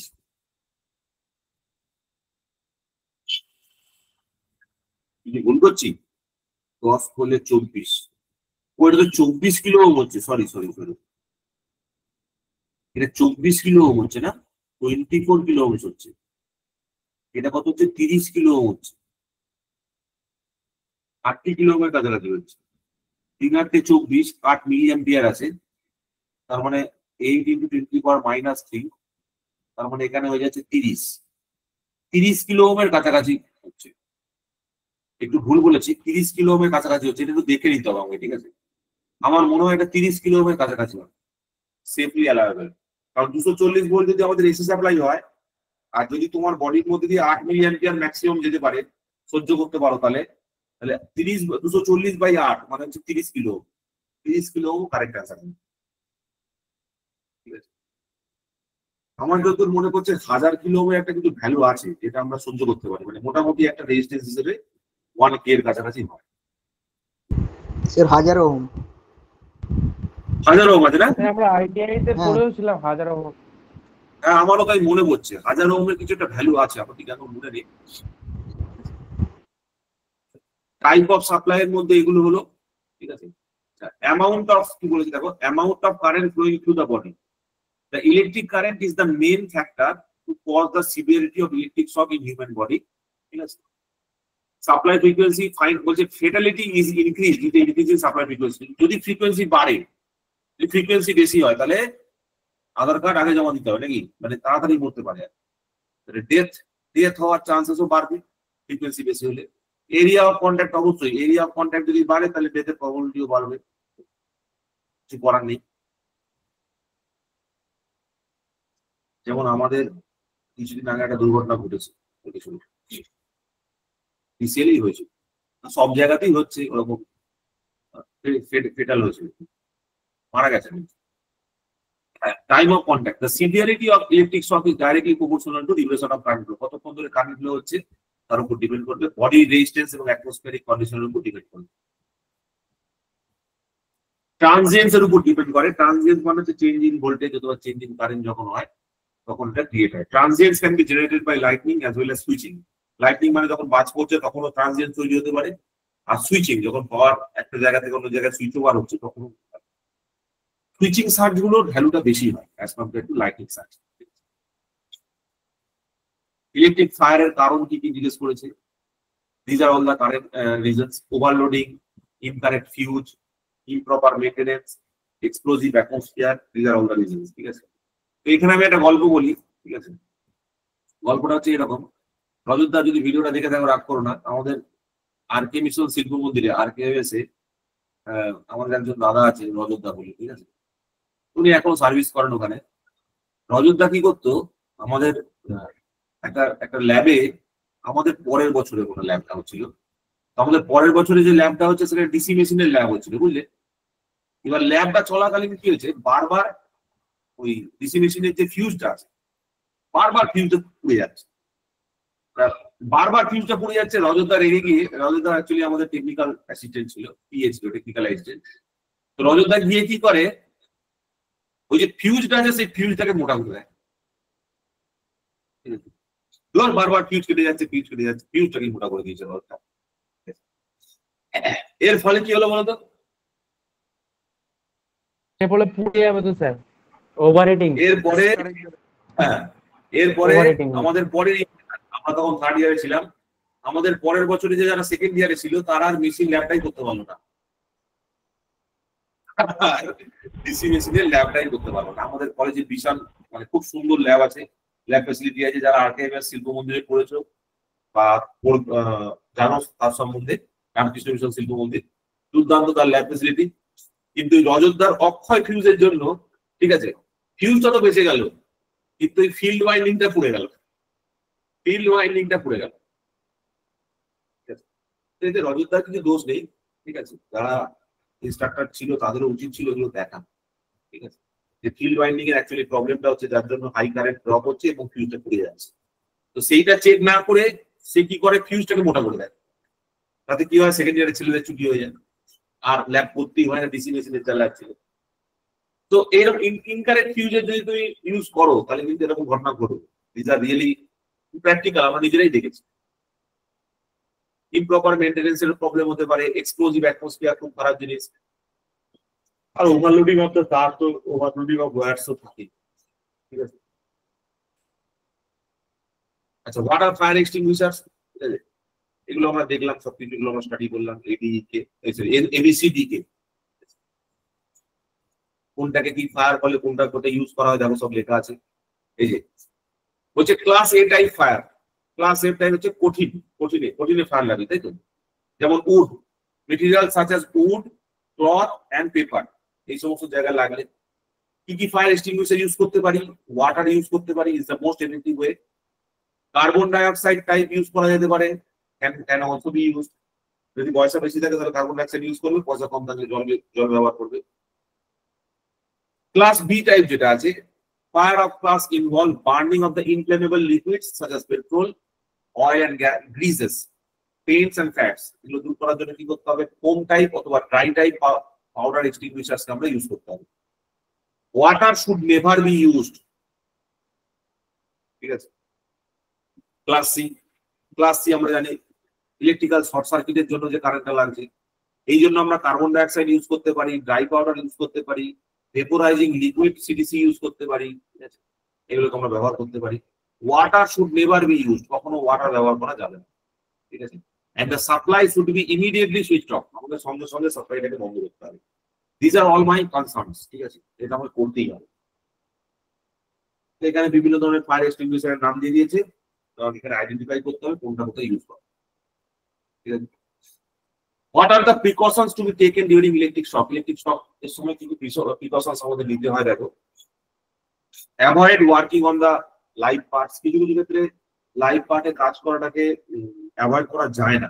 ঠিক আছে, যেমন আমাদের ধরো আমরা যখন ব্রেকার গুলোকে ইনসার্ট করি, ঠিক আছে, লাইভ লাইনে ব্রেকারকে ইনসার্ট করতে হবে, যদি বাস চালু থাকে সেই সময় ব্রেকারটাকে চার্জ করতে হবে। তো that is a really difficult, আমাদের খুব রিস্কি কাজ ওটা। Insulate yourself from insulating materials by using wood, plastic, rubber, gloves before working on the live nails. Live nails কাজ করার আগে। Electric circuits should never be touched with wet hands. ঠিক আছে, ভিজে জলে কখনো হাত দিতে যাবে না। Always wear your shoes while working in the live bench and at the time of removing the person from shop, ঠিক আছে, সেখানেও তোমাকে খেয়াল রাখতে হবে। Any insulated material, ঠিক আছে, is not available.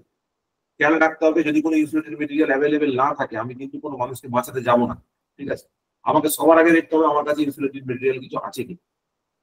Always use safety belt before working on the ground level, ground লেভেলে কাজ করার আগে সেফটি বেল্ট পরতে হবে। Rubber mat should be used at the work places, rubber mat তোমাকে থাকতে হবে। জেনারেলি এই ধরো এখানে যদি আমি প্যানেলটা বসাই, ধরো this is my panel location, panel লোকেশনের ঠিক আগে এখানে আমাকে রাবার ম্যাট মারতে হয়, এখানে রাবারের ম্যাট থাকে দেখবে যে কোনো প্যানেলের ফ্রন্টে, ঠিক আছে। হচ্ছে right the procedure for rescuing persons who has received an electric shock, কি করে বাঁচাবো একটা লোককে।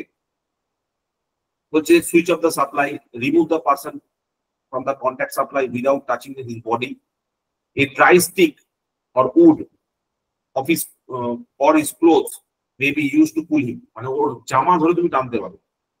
Removing the person from fire if the person catches fire. Treat the burns which occurs on the body using proper ointment. Ointment দিতে বলছে। Consult with the doctor immediately. Giving artificial respirations, mouth to mouth respirations দিতে হতে পারে, ঠিক আছে। Immediately start respirations until the medical care arrives. There are several methods of artificial respiration such as mouth to mouth method, ঠিক আছে।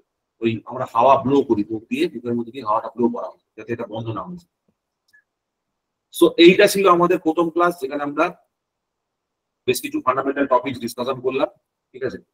এই ক্লাসটার বেশ কিছুটা পোর্শন ইউটিউবে লাইভ থাকলো, তোমরা যারা ক্লাস জয়েন করতে চাইবে এখানে হোয়াটসঅ্যাপ মেসেজ করবে, দিশা আমার নাম।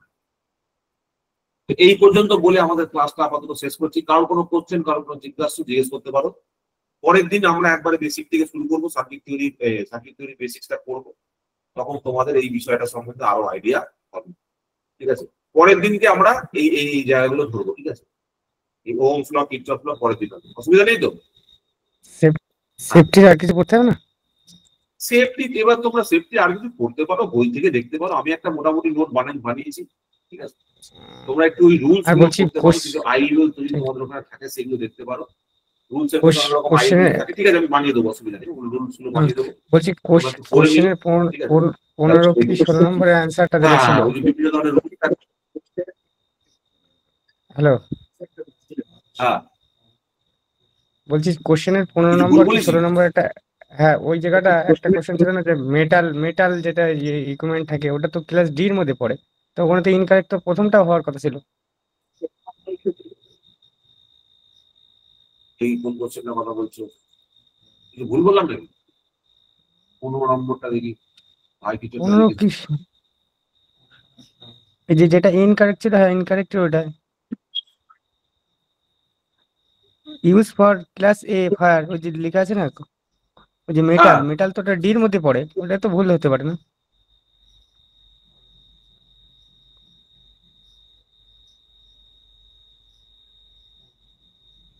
এখানে ক্লাস ডি কোথায় তুমি দেখতে পাচ্ছ?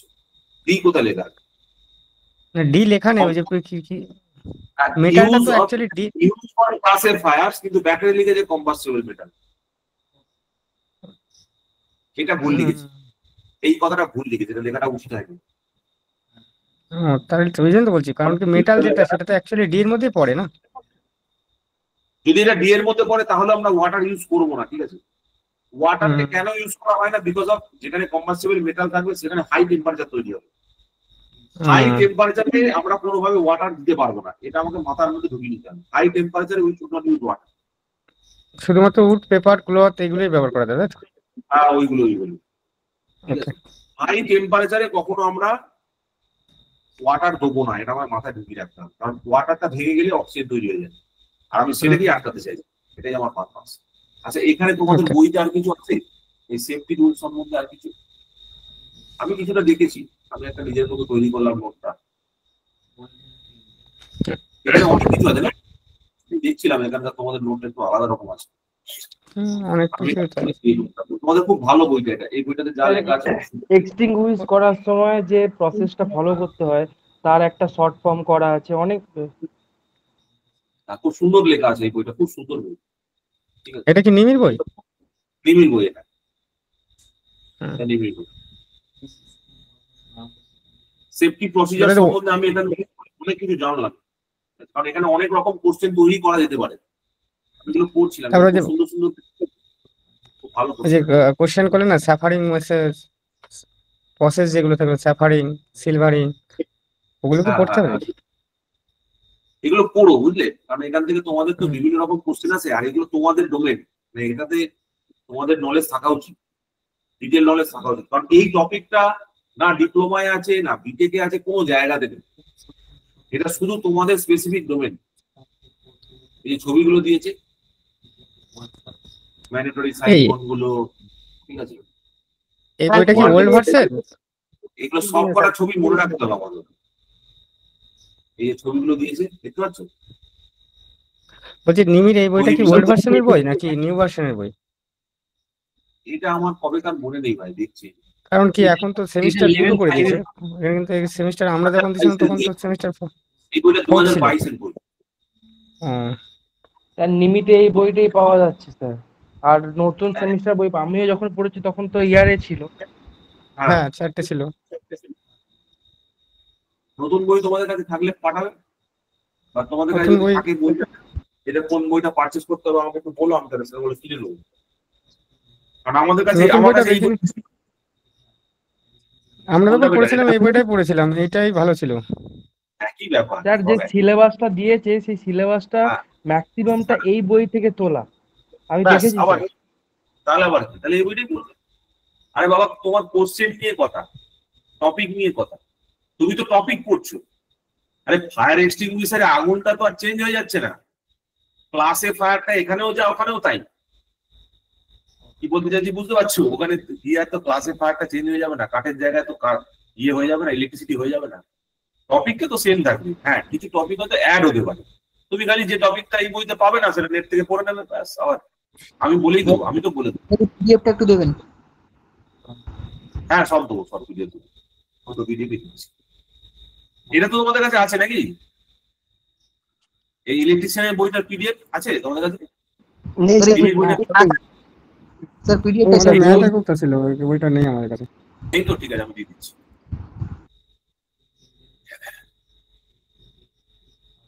দাঁড়াও, তাহলে এটা একটু পিডিএফ বানিয়ে নিই।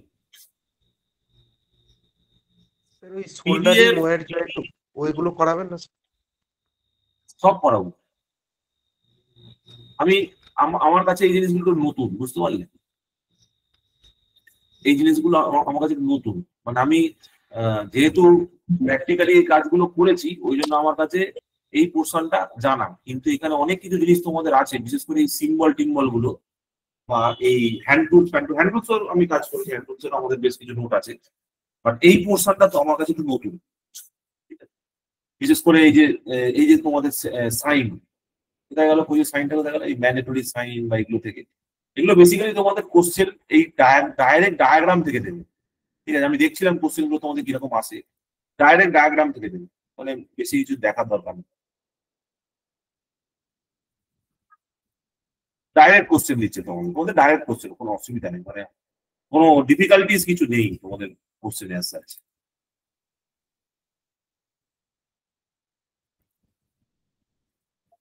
এটা সেফটি প্র্যাকটিস বলে লিখে রাখছি।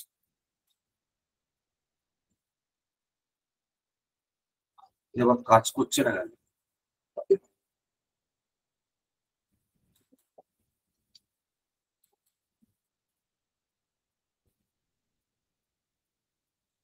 Safety practice. স্যার বলছি এটা যেহেতু হ্যাঁ। জেনারেটিং কোম্পানি, তো আমাদের পাওয়ার জেনারেশন থেকে তো মানে কোয়েশ্চেন আসার চান্সেস ভালোই আছে। ভালো আছে না, পুরোটাই আছে। তোমরা যদি এখনই পাওয়ার জেনারেশন পড়তে চাও, আমার কাছে কোনো অপশন নেই। না স্যার, আমি প্রথম থেকেই করানো, আমি সেটা বলছি না, মানে আমি বলতে চাইছি যে আমি পাওয়ার জেনারেশন শুনো, কি কথা বলি, পাওয়ার হ্যাঁ, জেনারেশন আমি অলরেডি শুরু করেছি ডিপ্লোমার বিটেকের ব্যাচে। ঠিক আছে, অলরেডি আমি পাওয়ার জেনারেশন শুরু করছি, ডিসি মেশিন শুরু করেছি বিটেকের ব্যাচে। তোমরা যেহেতু আলাদা করে পড়বে বলছো, ওই জন্য তোমাদের ক্লাসটা আমি আলাদাভাবে নিচ্ছি, নাহলে আমি অটোমেটিক্যালি ওই ক্লাসের অ্যাক্সেস তোমাদের দিয়ে দিতে পারতাম। লাইভ ক্লাস না স্যার, আপনি আমাদের আলাদাভাবে নিন যেমন নিচ্ছেন। আলাদাভাবেই দেবো, কারণ তোমাদের সমস্যা থাকতে পারে, অসুবিধা নেই, আমি তোমাদের আলাদাভাবেই দেবো। আর এক্সটিংগুইশার্স ওদের কোশ্চেনের সাথে তোমাদের কোশ্চেন ম্যাচ করে না, আমি দেখেছি। ডিফিকাল্ট হয়ে যায়, তোমরা অ্যান্সার করতে চাও, মানে অ্যান্সার করতে পারো না, একটু কিন্তু কিন্তু বোধ থাকে, এটা বুঝেছি, স্বাভাবিক তোমাদের, কারণ ওখানে কোশ্চেনের লেভেল অনেক শক্ত থাকে।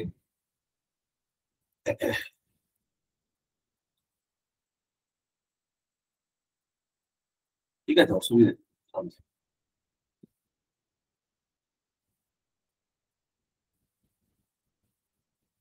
ঠিক আছে, তাহলে এই পর্যন্ত রাখলাম, রেকর্ডিং শেষ করছি।